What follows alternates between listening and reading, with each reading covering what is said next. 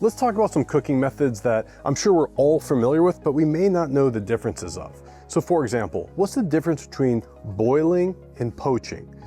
This is going to seem a little counterintuitive for some of these points, but boiling is actually a less healthy way to cook various food than poaching. Let me tell you why.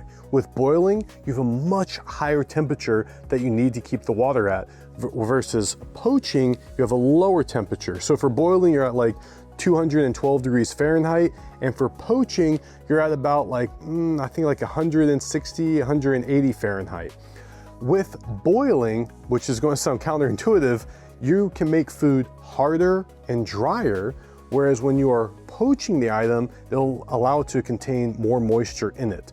Also, because of the high temperature and a lot more water that you're cooking in and the rapid boiling, with boiling food, you'll leach out a lot of the nutrients and they'll go into the water and you'll kind of denature those nutrients because you've cooked them so high. Versus poaching, you won't do that as much.